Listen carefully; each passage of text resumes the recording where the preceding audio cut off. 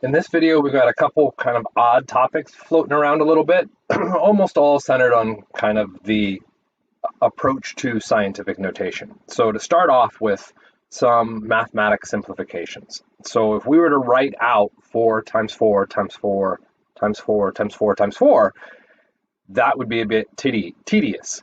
And if we entered it into a calculator, that would get even more tedious. So mathematicians came up with a notation that would allow us to do those repeated multiplications. And that would be our exponents. Interestingly enough, mathematicians came up with ways to do repeated additions. That was multiplication. So now repeated multiplications are now our exponents. Okay, so you can take advantage of this when you go through to enter things into your calculator to kind of simplify your work. Okay, that can be difficult to use sometimes, and it does take a little bit of interpretation behind that. I don't have an easy way of showing you in a calculator. I'll see if I can't rig something up so you can get an idea behind it and make sure you're doing it right. But you do need to ensure that you know how to enter exponential values into your calculator, because it vastly simplifies your calculation life. Okay, so these exponents, there are some common ones that appear, terms like squared and cubed, which are all based off of, well, squares and cubes. Because if we look at a square, how do we figure out its area? Well, it's length times width. Right, well, there you go. You're squaring, you're doing a multiplication. Cubing is now a three-dimensional length times width times height, and you now have three things multiplied by each other. And this is where we're getting that cubed term coming from. Okay, so it really ties back to our exponents. The next thing that we can do with this is we can use powers of 10 to really kind of helplify this. Okay, so really the big reason behind powers of 10 is to simplify our use of insignificant zeros. And we'll see that within scientific notation. Okay, but really what these are doing is trying to take a massive number and make it a little bit more reasonable for us to sort of write. Or a really, really, really tiny number, and then scale it up so that it looks reasonable to write.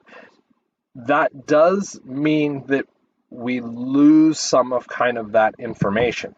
For instance, if I go through and look at this table down at the bottom, come on now, these numbers are all 1, right? So they're all about the same. The thing that we have to interpret is then that exponential value next to it. Okay, so really the point behind those exponential numbers is taking our ordinary number and then trying to delete all of those zeros so that we don't have to write them or see them. So it's kind of a cheat to simplify the amount of work we have to do. But that does mean we have to bring in these exponential powers of 10, and we have to be able to interpret them when we see them. Okay. How good are we at interpreting them? Horrible. This is why when we reference really big things, like that number there, whoops, which of course doesn't, well, hey, maybe I don't know if that shows up. That was a bad idea. Okay, so let's go back and underline that. When we look at that number, if you were to say what that number was, you don't say 1,000,000,000. You say 1 million. Okay? Your brain and humans in general are so bad with large numbers that we don't actually reference it by the numbers that line it up. We invent a word to represent all of those zeros. Million. Okay? So we have those placeholders to speed our communication because our human brains don't do well with large numbers. Okay? How large is large? 10. Once we hit, and even arguably you can make the statement that 10 is too large because we invented a system to represent the tens place. And really we can only deal with 0 through 9, and that's about it. Anything after that is now too large. Why that? My argument, we got 10 fingers. Okay, some people are, well, you got 10 toes too. You're wearing shoes. Okay, but you could count appendages. Okay, 5, there's 10 fingers. 10 fingers plus your 2 arms, which are easy, that gets you 12. Okay, so we could understand 12, right? We're so bad at understanding numbers that we don't use 12. Like, yeah, we do.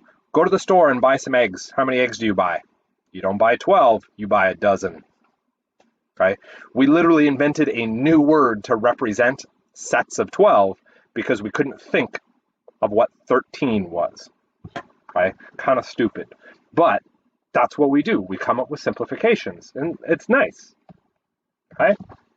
So, how do we put all of that together? Well, it's really coming back to this concept of scientific notation. And if we look at those two measurements, okay, the distance between the Earth and the Moon, or the distance between a carbon atom and an oxygen atom in a bond, those numbers are both really, really big and really, really, really small. Okay, that's a lot of zeros that we would have to write in there. So we invent scientific notation so that I can effectively delete the insignificant zeros to simplify how I put this together. Okay, there are a variety of ways to reference scientific notation. One of the most common ones is talking about shifting decimal points. And I would argue that you shouldn't talk about shifting the decimal point left or right, because depending on which way you're going, be it scientific notation to an ordinary number or an ordinary number to scientific notation, you're changing the decimal point different directions. Okay? So instead, when we're thinking about it, think about, is that number supposed to be big or small? Okay? And big and small are all relative to 1. Okay? So let's take a look using the rules that we've kind of listed out here.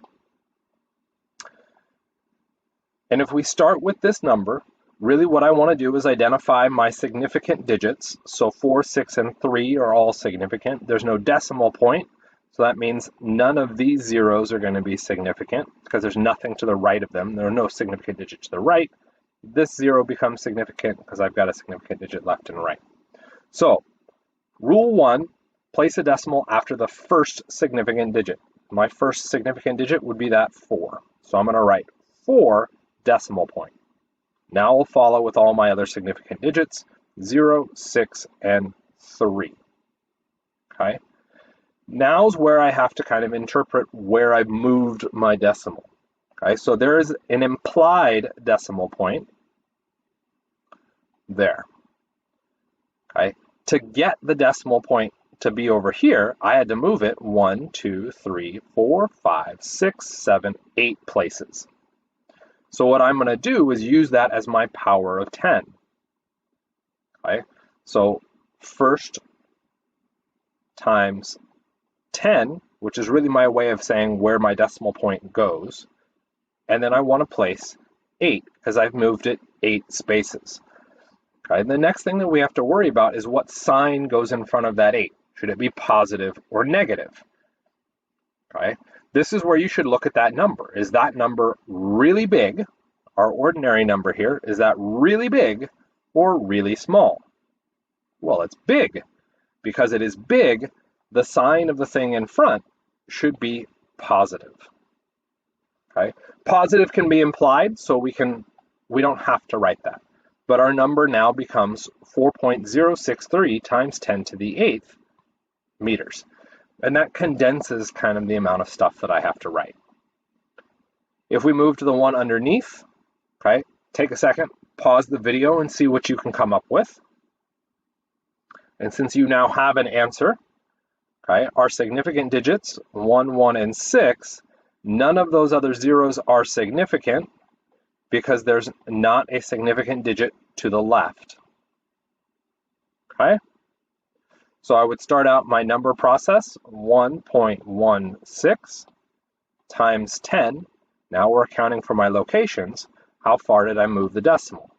Okay, 1, 2, 3, 4, 5, 6, 7 places. Did I do that right? 1, 2, 3, 4, 5, 6, 7. Yeah, so I moved it 7 places. Before I get too excited and say that I'm done, I do also need to specify the sign. Okay, if the number, my ordinary number, was really, really, really big, it would be a positive. That number is very, very, very small, so my sign needs to be negative. So 1.16 times 10 to the negative 7th meters. And I now have my answer, right? So that's how you should use scientific notation, is to help kind of simplify that out. And it's kind of cool. Okay, so that's our scientific notation.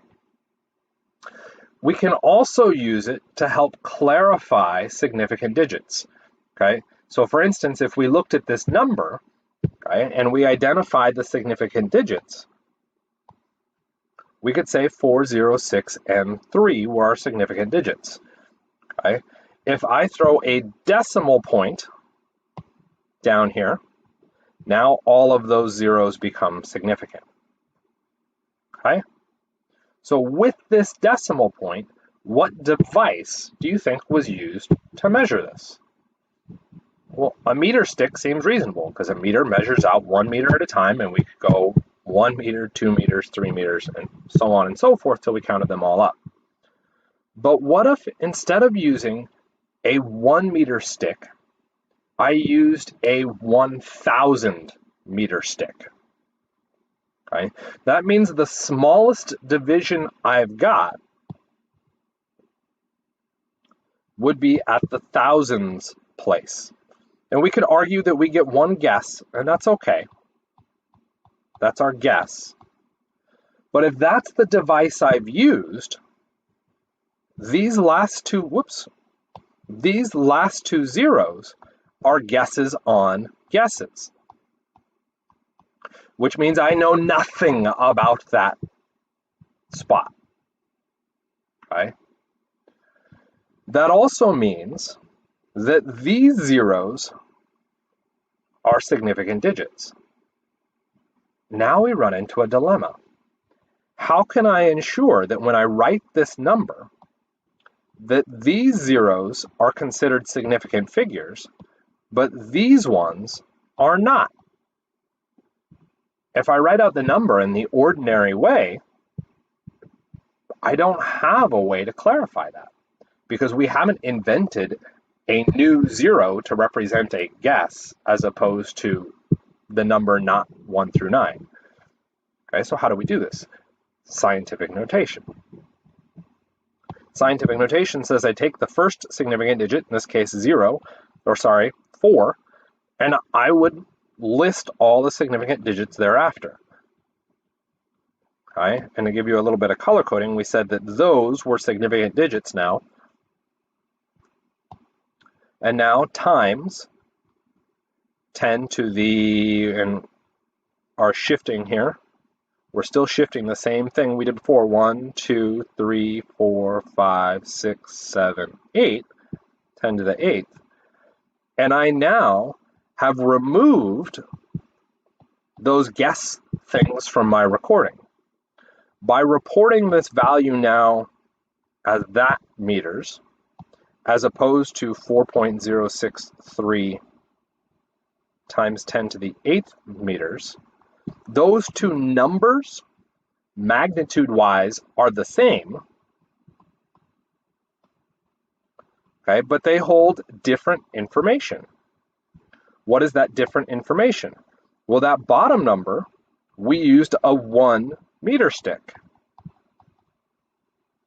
For that top number, I used a 1,000 meter stick. Okay? So by being very careful with how we report and use our sig figs, just placing that number out there in the proper notation tells us what device we use to measurement. That's pretty cool. That's why sig figs can be neat, okay, and why we take advantage of them. Okay? For those of you that are a bit irritated that I'm saying 1,000 meter stick and say, well, dude, that's just 1 kilometer. It's a kilometer stick, which I know doesn't exist. Don't worry about that. Okay? That brings in the next point behind what we can do with scientific notation, which I'm hoping is the next slide here. Yes, it is. So what we can do is now say, well, I don't want to have to report out all of those powers of 10 because those powers of 10 get tedious. Okay? For that last number, we had 4.063 times 10 to the 8th meters. Okay? Is there another way that I could have changed the reporting so that I don't have to include this? Well, that's now our Greek prefixes.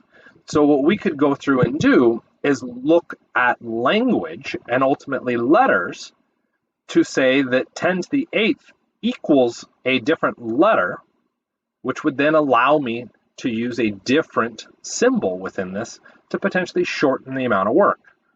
Okay, so interesting example here because 10 to the 8th isn't on our list. But I do see a 10 to the 6th. Okay, so let's go ahead and let's see if I can actually write out this number. What did we say? 4,603, 1, 2, 1, 2, 3. Did I do that right? 1, 2, 3, 4, 5, 6, 7, 8. Cool. That was our number. Okay. And in scientific notation, I could take that fully to the 10 to the 8th. Or, yeah, 10 to the 8th.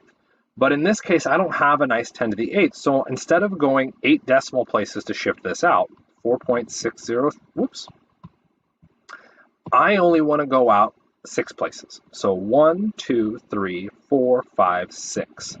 So that's where I'm going to place my decimal. This officially means I'm not in scientific notation, but we'll see why we might want to do this. I moved it 6 places, meters. Yeah? So I took this, what is that, million, billion, million, 460 million, and I've now rewritten it as what appears to be 460, but I have this power of 10. And I don't understand powers of 10 well, so this is where someone said, well, if you don't understand it, convert it into a new language. This 10 to the 6th, according to my table, is right here, and that 10 to the 6th is a capital M. So I can now convert all of this out to become 460.3 capital M lowercase m. That is now 460.3 megameters. I took a number that was 460,300 million meters, and it now becomes 460.3 megameters. The amount of effort for me to go through and make that statement has now reduced. And for those of you being like, it's not that big of a difference, you're right, it isn't, okay? But it's enough of a difference that if you were to work with these numbers again and again and again and again and again, eventually that difference is enough for us to go like, I'm going to move to the prefix system. Okay? And that's why we have these prefixes, is partly that repeated calculation, and because those powers of 10 are tricky for people to manipulate and understand. So we invented a symbol so that we don't have to look at the powers of 10. Okay? To give you a little bit of an idea here, we have centimeters, right? Right? If instead of looking at centimeters, okay, so centimeter, 1 centimeter, if we hadn't written out 1 centimeter and gotten used to that number, we would instead have to be writing it as 1 times 10 to the negative second meters. That already looks like crap, okay? If I didn't like powers of 10, I could now write that out as 0.01 meters. Okay? And if we're comparing those three kind of formats, 1 centimeter looks really clean. The power of 10 looks ugly. The last one with a decimal has a freaking decimal with zeros and sig figs, and that just is confusing. So again, we created this system of units to help us scale those numbers into something that's easier for us to write and easier for our human brain to process. Okay? Human brains don't do well with powers of 10, and we don't do well with decimals. Okay? So if we can convert it into that whole number kind of realm, we can interpret that a little bit easier. That's why we have these prefix systems. Okay? But that does mean you would have to have what those prefixes meant memorized. Okay, so there's a lot of prefixes, and the prefix history itself is interesting. Okay, because 100 years ago we didn't have tera. What do you mean? It's just a representation of 10 to the 12th. 100 years ago, did we have a concept of what 10 to the 12th meant? Why would we need to measure something at 10 to the 12th? We might have to go 200 years ago. Okay, that is just massively large. Because it was so massively large, there's no reason to create a prefix to represent it, because we never deal with numbers at that scale. The prefixes only come about because we're working with things at that, or working with measurements at that scale. That's the only reason we've got them. Okay, which then goes to the point of, should you as a student be expected to memorize all of these? That depends on an individual course. My opinion, no, I think that's dumb. Let's memorize ones that you're going to use frequently. Kilo, centi, and milli. Those three you will use frequently. Because you use them so frequently, it makes sense to have it memorized so that you don't have to constantly be looking things up. Okay, so spend the time to memorize those. Kilo, K, 10 to the 3. Centi, C, 10 to the negative 2. Milli, lowercase m, 10 to the negative 3. Those are powers of 10. Those can be a bit confusing, and we'll see kind of why in the next couple slides. But before we do that, I'd like you to take a second to kind of convert some of these ordinary numbers into their scientific notation, and then into the number and the new unit. Okay, this is taking advantage of scientific notation to do the conversion. As we'll see later in the semester, later in this unit, there are other ways to look at conversions. Okay, so I'll do the first one with you. In theory, if you're like, no, I've got this, then go ahead and pause it and get it figured out. 1.2, because those are my significant digits. 1, 2, 3. I shifted 3 places, 10 to the third meters. What did I say 10 to the third was? 10 to the third was a lowercase k. So my number and new unit becomes 1.2 km. Okay. Remember how I talked about a core unit? M was a core unit. The prefix is something that we append to the front to adjust that core unit. If you know your core units, this helps you kind of manipulate through those. Core units as a term is going to show up again, so you should review that. Okay. With that, you should be able to do the 3 remaining ones, and I will real quickly here attempt to draw down those answers. I'm going to kind of cheat because I know they're all 1.2 times 10, 10, 10. All of those numbers are small, which means they're all going to be negatives. And I'm writing that in the wrong box. That was genius. See, even I need to write down that work. Negative, negative, negative. Now the question is, how far did we move that decimal? 1, 2, 1, 2, 1, 2, 3.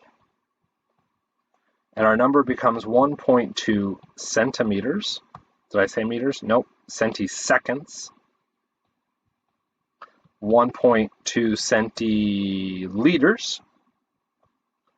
And 1.2 milligrams. A lot of people are like, those units don't exist. Yes, they do. We just don't use them commonly. Just because we don't use them doesn't mean they don't exist. Okay? The point of the prefix is that we can apply it to any core unit we want. Okay? Again, our core units, seconds, liters, grams. Okay? Recognizing those patterns can help us move through this. Okay? Which is now going to set us up with kind of the next kind of tricky part with our fractional notations. So I want to take a closer look at centimeters. Okay, and I also want to throw out here at this point, this gets a little bit dodgy for some people to interpret. So if you don't like it, that's okay. Don't worry about it. Just stick with what you got. The English of it is that there are 10 to the negative 2 meters in 1 centimeter, because that's what I'm telling you to memorize. Centi equals 10 to the negative 2, which means if I was going to set this up, 1 centimeter is 1 times 10 to the negative 2 meters. Okay? So the mathematics now align for us too. The mathematics gives us that equation, and that's kind of cool. Okay? And the English is there too. So we're doing interpretations to bring this down. But did anybody get told somewhere in their past that 1 centimeter isn't 10 to the negative 2 meters, but you were actually told 100 centimeters is equal to 1 meter? Okay? Who's right? You're both right. Okay? 100 centimeters is equal to 1 meter. Okay? Isn't that easier to memorize than 1 centimeter is 10 to the negative 2 meters? I don't have powers of 10, all the whole number stuff. You're right. Okay? But this 100 centimeters equals 1 meter requires that you have to memorize that particular application. And if I make this now seconds and do centiseconds, you have to do another mental shift to get that conversion built right. If you only memorize that centi is negative 2, it doesn't matter what core system we're in, you can manipulate it and get the proper equation. Okay? Where this is really relevant is that when we move to fractions and really understanding what that negative means. Okay? So if we look at those two systems, negative or for that matter positive, in that exponent, it's really just telling you where to run the calculation that's written. Okay? So it's a direction. So if we look at the positive case is the easiest. The positive case just says run the calculation where it's located. Well, what do you mean where it's located? Okay, well, the where it's located, as I now realize I want a little bit more, has to do with fractions, numerator and denominator.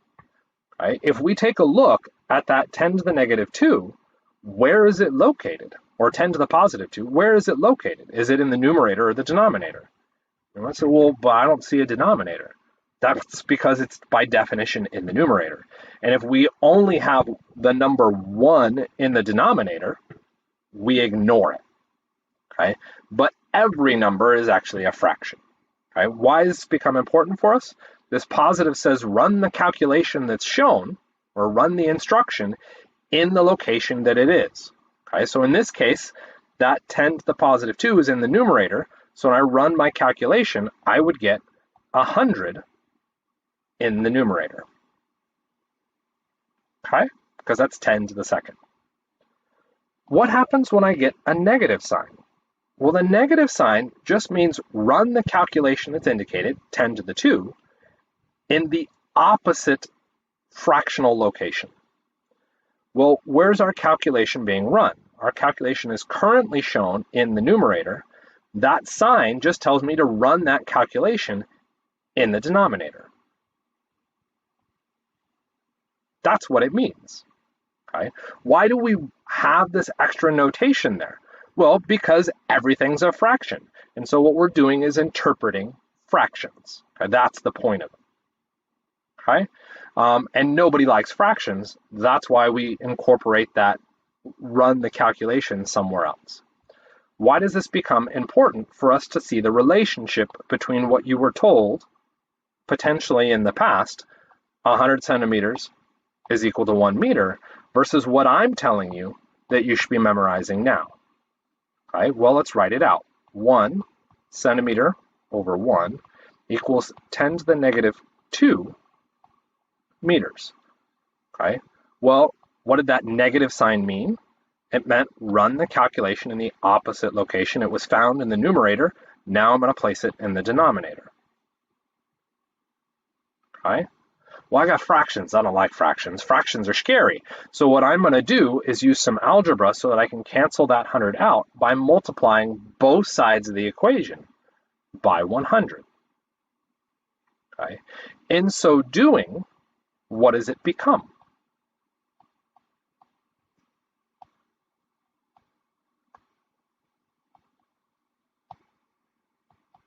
Whoops.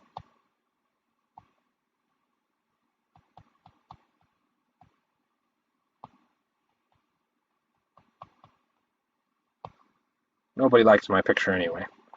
Cross that out with that. Numerator, denominator, anything divided by the same thing is 1. And what do we get? We get what you were told to memorize. Okay? So those two expressions are mathematically, numerically identical. So why would we preference one over the other? Okay? Why were you told to memorize 100 centimeters is 1 meter as opposed to 1 centimeter is 10 to the negative 2 meters? Okay? Just in me stating that, you might hear why. It's easier to say 100 centimeters is 1 meter. Okay? The next thing, 10 to the negative 2 is problematic, but that usually requires a little bit of thought if we were to say, write this out by hand. And if we think about who told you 100 centimeters was 1 meter, that was your teacher, who was taught by their teacher, who was taught by their teacher. So if we go far enough back, we have an origin person who went through and looked at this and said, 10 to the negative 2 just sucks. I don't want to look at that. I'm going to call it 100 centimeters because the numbers look easier for me to manipulate. What did that person 200 years ago not have that you do have? A freaking calculator. Okay? You have a calculator with you. Because you have that calculator with you, you don't need to play number games to trick your brain into memorizing something. Okay? All you have to do is memorize exactly what those prefixes mean. Okay? And it sets you up to be able to do conversions correctly more often than not. Okay? And the reason why I bring this up is that if we look at our centimeters conversion, and if we kind of simplify, or not necessarily simplify it out, but look at the references that I talked about. I said kilo, centi, and milli. So we said 100 centimeters was 1 meter. 1,000, whoops, as I kind of freak out as I write that, millimeters is 1 meter. And then here's the big trick.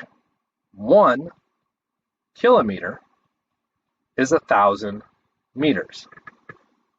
Here's the issue.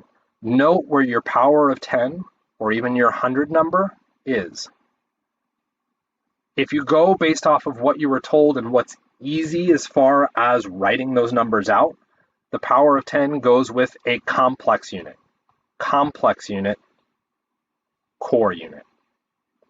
The power of 10 changes location depending on the conversion you're looking at. That's a bad system because now you have to have that memorized. And if, say, some jerk goes through and instead of saying meters says seconds, you now have to do 2 conversions in your head to ensure that you get the proper relationship. If instead you memorize it the way I'm telling you, 1 kilometer equals 10 to the 3rd meters, 1 centimeter equals 10 to the negative 2nd meters, 1 millimeter equals 10 to the negative 3rd meters. No, where's the power of 10? Every single time it is with the core unit. The 1, every single time, is with the complex unit. It allows for an expression that is always valid. So when I switch this out and now make those seconds, it does nothing to my placement of my numbers. I have to think less. Okay? And really, it's not even think, it's process. The more you have to process, the more likely you're going to make a mistake. Okay? That's the end of my spiel on that. Yes, I fully understand kind of the complexity behind that. It can be a little bit challenging because what I'm telling you to do is stop listening to what you were told to in the past. I do that a lot, okay? Because I think a lot of what we've been taught in our past relied on the fact that we didn't have technology. We do have technology. Let's take advantage of that in our manipulations for how we go through and solve things. That's just my 2 cents. Okay? If you don't want to believe me, that's cool. Don't worry about it. Do it based off of what you were told, as long as you consistently get it right. And that's the biggest thing that I'm going to keep harping on. I teach for consistency. I don't teach for right necessarily. Okay? If you are consistently right, that is better than getting it right once with a shortcut that doesn't allow you to get it right multiple times. Okay? So everything I teach you may be longer, but it consistently gets you the answer. That's just where I am. Okay? With that, we are done with this section of the video. So thank you for listening and dealing with all those kind of weird mathematical systems. Yeah, good luck. Let me know if you got questions.